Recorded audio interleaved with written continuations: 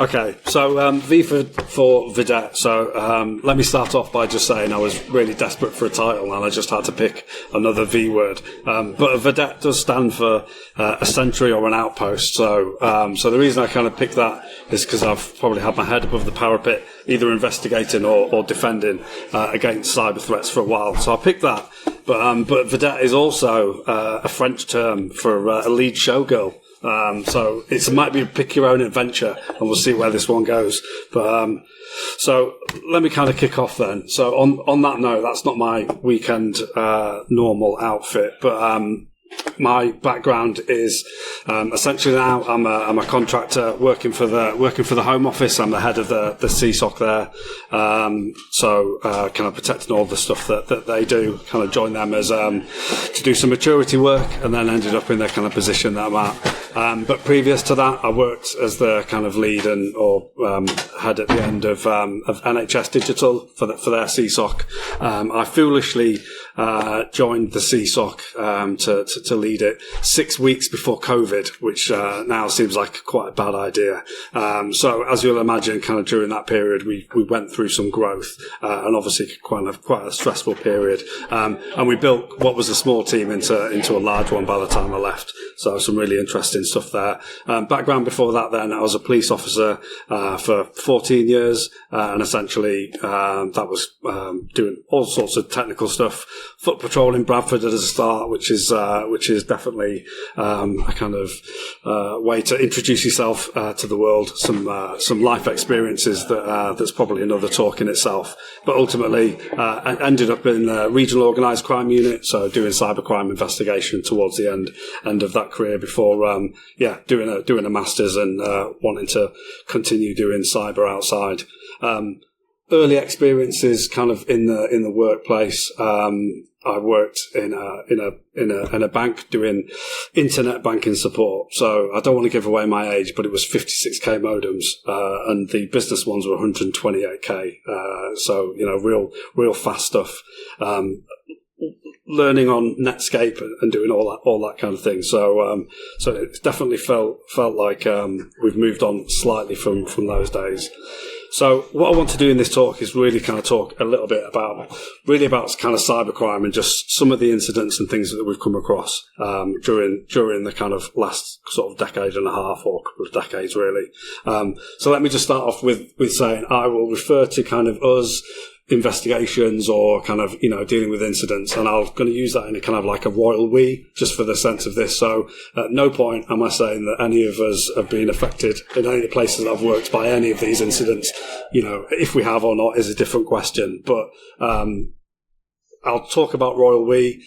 So we've been exposed kind of to various different groups and incidents as we go through. And clearly, I've worked in a few different places. So, but when I talk about we, I mean like security industry as well. Just so it's just easier when I want to kind of talk about it. But criminal gangs basically want to make money. That is how they work. And certainly kind of pre-ransomware world, it was carding. So that was where most of the money, or most of the financial interest kind of came from, if we just stick to kind of pure cyber. So people were dropping databases and they were sharing credit card information, across that period.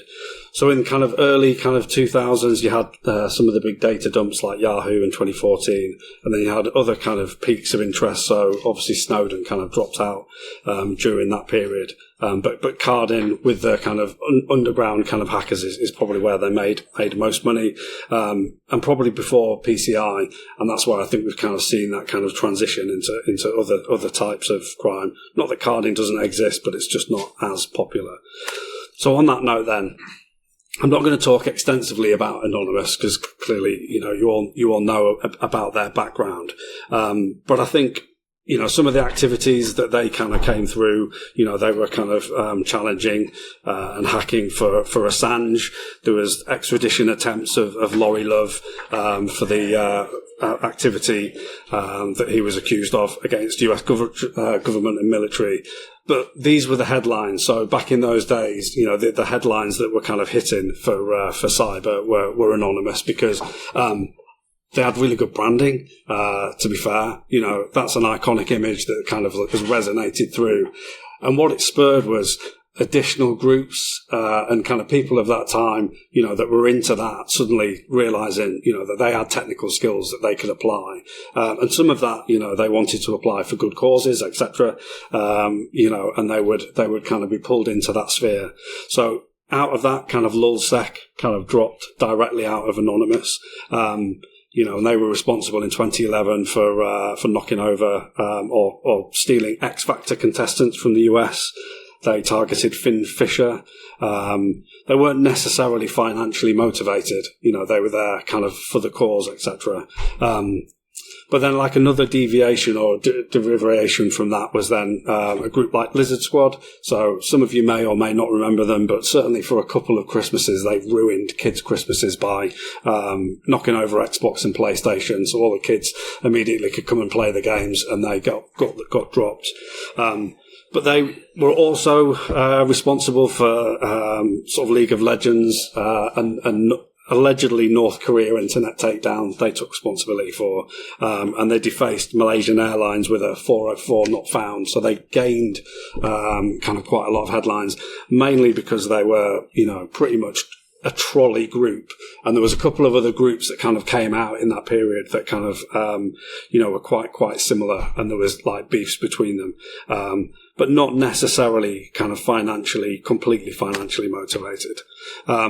Also kind of headlines around that time was Mirai botnets, and then the stresses that were readily available. So why this is important? I mean, certainly kind of investigation wise, there was quite a lot of activity, you know, NCA and etc. and other kind of partners we worked with, Europol and that kind of thing, where stresses, you know, pretty rubbish now. DDoS is not necessarily on the headlines for everyone, but back then, you know, you could take a stressor, you could pay for it using some crypto or whatever, and knock down a company. And there was certainly a period of time where, you know, DDoS defenses were just not good enough, and you were able to kind of take things down. Notably, sort of the DIN DDoS in 2016 was probably like a real big benchmark for that. They took down kind of Facebook and Twitter for a period, you know, and these were kind of quite headline things, and probably kind of rocked people's kind of confidence around, you know, what was possible with that type of technology.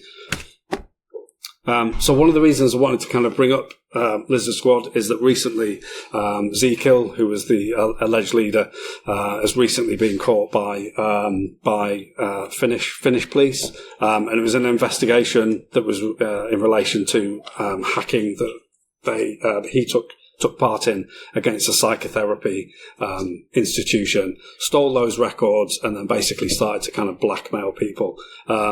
So ultimately, you know, went from a group that were trolling to certainly kind of, you know, nailed on cybercrime. So he was charged for 30,000 crimes, and he was actually caught in Paris. Now, the reason that I kind of like this is it comes down to like some proper investigation work.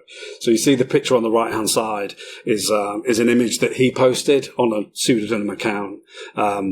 They actually took the fingerprint from the image and were able to resolve that to a point that they could identify him, and then that's how, you know, basically he was caught and brought in. So I do genuinely love that. So this was another leak. I think there's a bit of a documentary on it at the moment. But why this is important is this is probably one of the first hacks that isn't just financial. This has and had genuine impacts on people's human lives. So, you know, you're probably aware that people took their lives out the back of this, certainly destroyed people's marriages and people's lives. But also, if you think about that data set and what's available in there, if you've got someone that wants to keep their private life private, you might be able to kind of put pressure on them. So there was quite a lot of .gov addresses, there was quite a lot of .military addresses within that data set. So certainly kind of becomes something that's a bit more of interest, you know, a bit more of interest.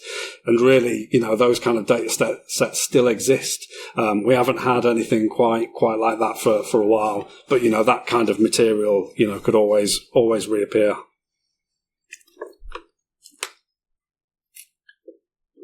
Okay, so cryptocurrency. So one of the things that's made the ability for cybercrime to flourish is cryptocurrency. I like cryptocurrency and blockchain. I'm certainly an advocate, and the criminal element is only a small part of the overall kind of transactions that run through cryptocurrency. But I can't deny that actually, the ability for people to kind of trade in what they thought was anonymously, kind of latterly, they're probably aware that that's not the case. Certainly kind of made a boom. So there was early dark markets, so Silk Road, etc., that kind of spun up during that time.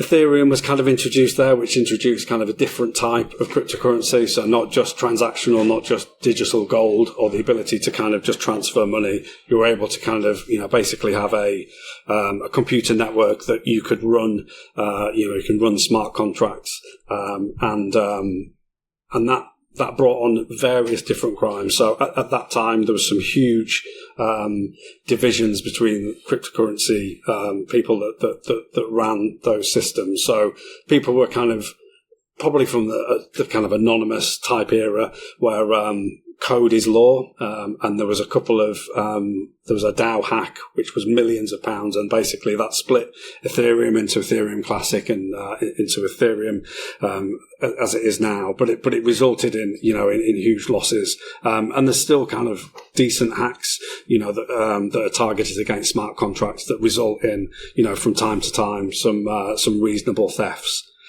It was peak boom, so everybody was talking about cryptocurrency. You knew that because you went to the pub, your dad was talking about it, and their mate, et cetera, or even your gran started to mention cryptocurrency, so you knew it hit peak time. So that meant loads of scams, obviously, but also kind of a rather large peak in crypto thefts. So certainly at that time, hardware wallets had barely come in, so people, if you wanted to steal someone's wallet, you needed access to the machine, find the seed code, and that was enough for you to kind of take over a wallet and to get hold of that cash. So certainly from an investigation point of view, there was a significant number of incidents that we were involved in at that period. The other thing then is privacy focus. So this probably comes back into ransomware, which we'll kind of touch on in a little bit. But there was a peak in privacy focused coins. So Bitcoin isn't anonymous. It's literally the worst thing to be anonymous, because it's all those transactions are detailed online. So once you've got someone's account, you've got their entire banking history. It's worse than having to go and apply for a warrant or whatever to the records from a bank. So what we found there was misters and foggers, in which case, you're just going to try and make it more difficult for law enforcement. So if you chuck a coin in at the top, splits it into lots of different ways, routes it all over the place, and then pops it out the other end. Not foolproof. I've done quite a bit of work around sort of investigating cybercrime and a couple of papers kind of in that area. But what it meant is privacy came in. So there was Monero and Zcash, which is giving the ability for someone to trade a coin with someone that you don't know and you can't trust, but to be able to share that coin in a way that's non-traceable, and that was kind of the focus of Monero. So what we found is some of the ransomware groups took hold of that. They did use it for a period, but they've pretty much just gone back to Bitcoin now, mainly because it's actually hard. Zcash, I think they used for a period before they realised they'd been using it wrong all that time. So it made no difference at all.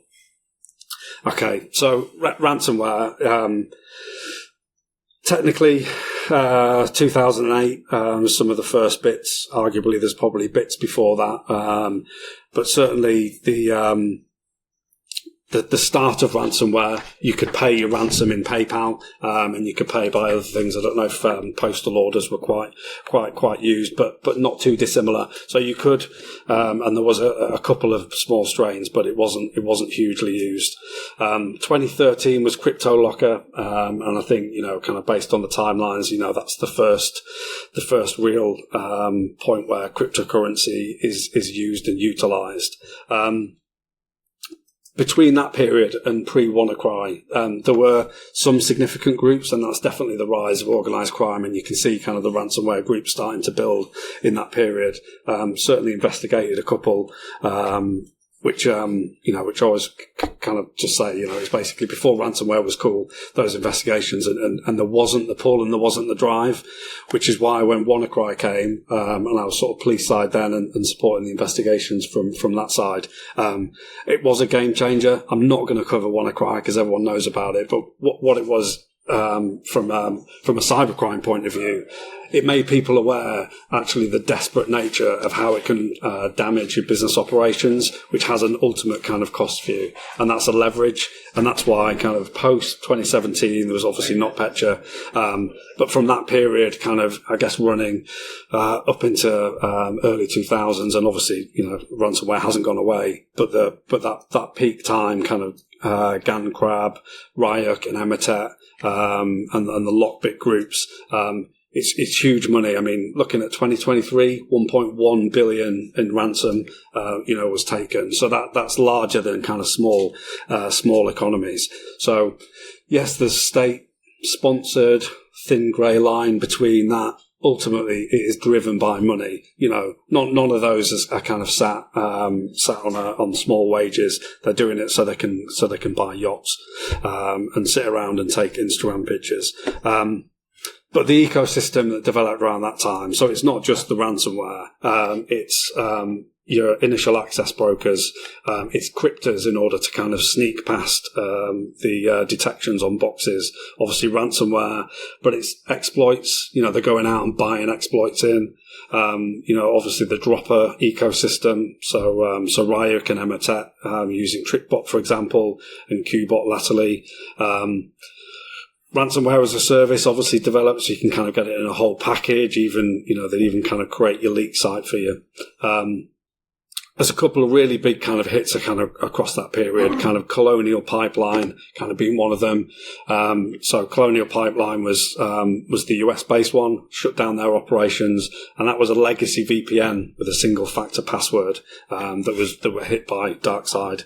And then a phishing based attack by Conti, which hit the, health security executive in Ireland. So, some huge stuff there. And Cobalt Strike and the post, kind of exploitation frameworks, all kind of used across that period, and Cobalt is still used quite heavily now.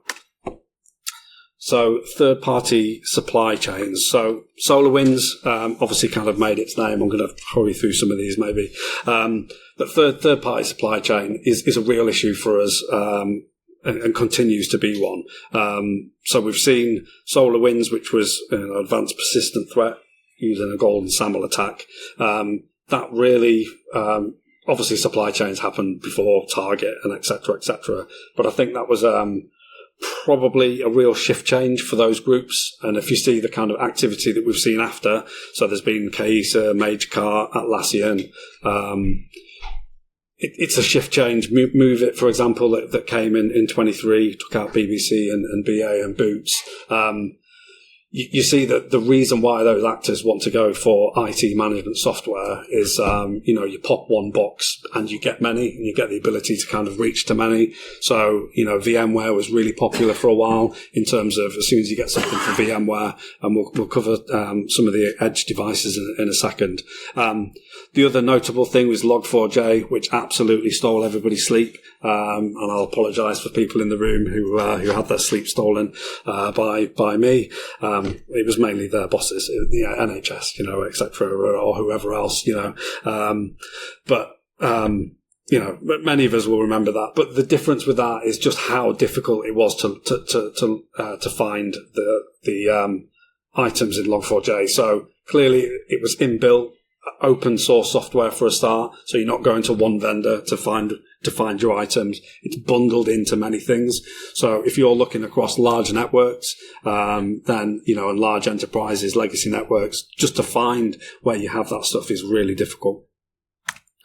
Okay, so Arcane Door, there's a Talus write-up on Arcane Door. This is, basically an attack against endpoint devices. So I'm not going to say too much about this, but from the Talos report, it says Arcane Door is a campaign that is the latest example of state sponsors, actors targeting perimeter network devices from multiple vendors.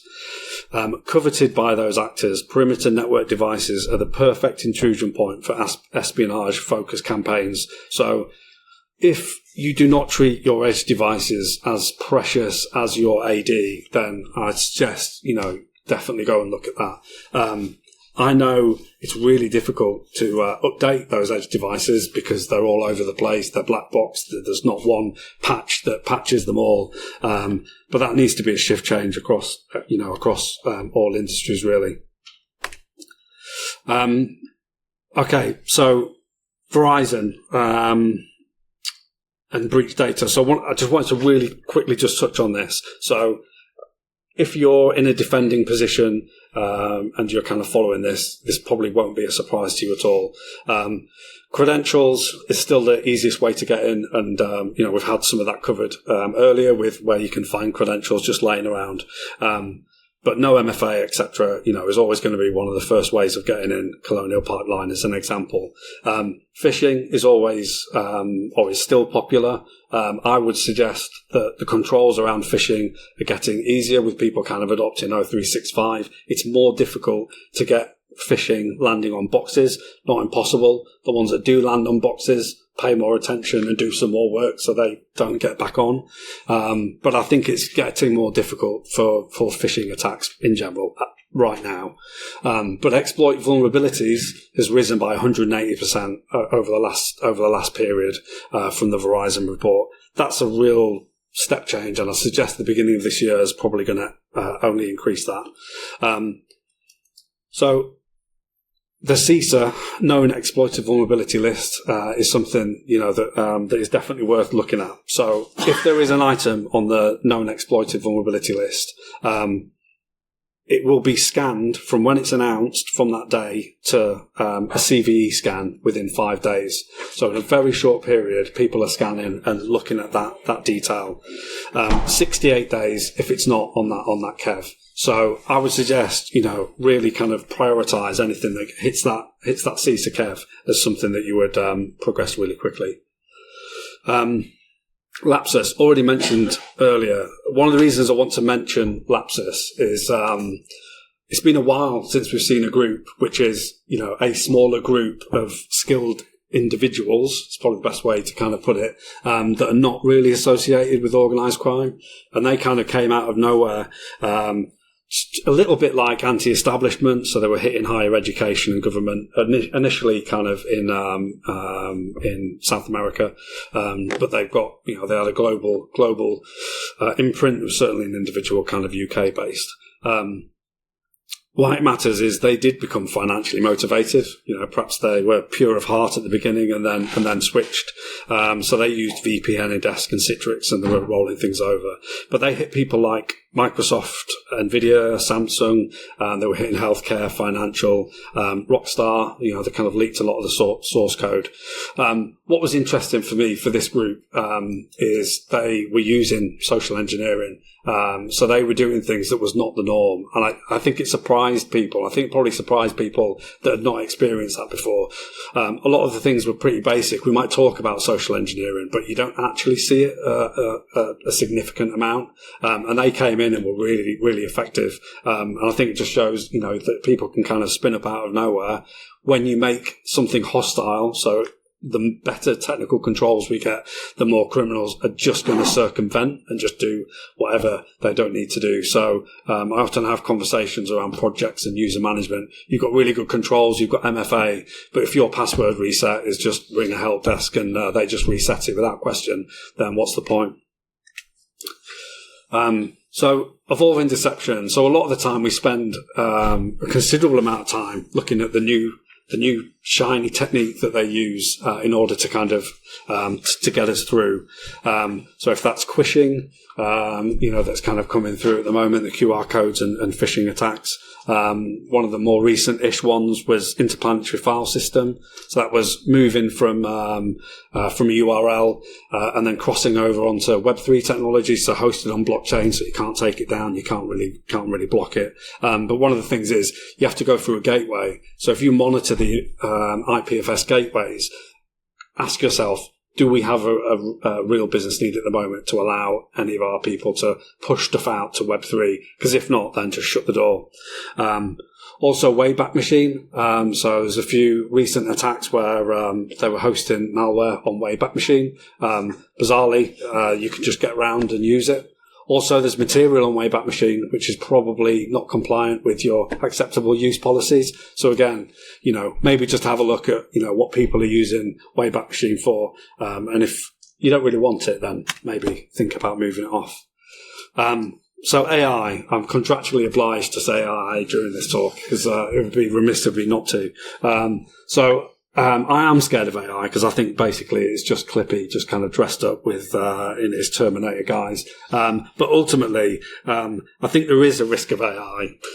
Joking aside, but I don't think necessarily the thing that's going to hurt us straight away is all the things that probably we're predicting. I think what's going to hurt us most is when we adopt it really quickly into our environments, because everyone's heard about AI and the boss has heard about it, and it's really important we have it, because if we don't have AI, then we're not doing our jobs properly. So I want to introduce LOL, which is live off the land large language models. So this is where we give the attackers all of our corporate data that we've decided to put in our large language model to make it easier for all of our employees. So now we can say, what's the corporate password policy? So we don't have to kind of try and work it out ourselves. We can just find out how we would make it up. Or what is the email for the head of finance, so we can phish them a lot easier. But there's a number of kind of other issues that we will have with large language models. For example, over permissive with apps. So what can we do? What are we allowing people to do? Can you reach out to the internet? Can you create code? Are you going to allow people to, spin up PowerShell? Probably because someone's got a business need for it somewhere, so we just left it in. There is an OWASP top 10. So if you've not seen that, there's a number of different things, and it goes back to all the basics like validating what we put in, etc. So really quickly, just to conclude, then, so lapsus raised out of nowhere, a little bit like the hacktivists of the old days, and were really effective. That can happen again. So again, that's something that I predict will probably mean that we're just like we were before. DDoS, although it's not prevalent as much, we have just had one of the largest botnets taken down, and Mirai variant, so harking back to the old days, has recently kind of hit 2 terabytes a second. It's not hit anything massive or taken anything down, but I will guarantee that there'll be some point where DDoS will make its way back to our headlines. Supply chain, so we talked about SolarWinds, but we've also seen MOD and the NHS recently impacted by some of that supply chain impact. Microsoft recent run-in where they had the key thefts from which was basically a pivot from legacy kit on the development network. We've seen Iced ID in a recent infection using RDP in order to laterally move and jump all over the place. And essentially, criminals still want boats and cash, and they're going to adapt to whatever controls that we put in place. So I don't think anything's massively changed, and I think some of the attacks that we've seen, over the past couple of decades are just replicated in a slightly different overlay. And basically, people are going to keep trying to take your money. So protect yourselves. Yeah. Thanks.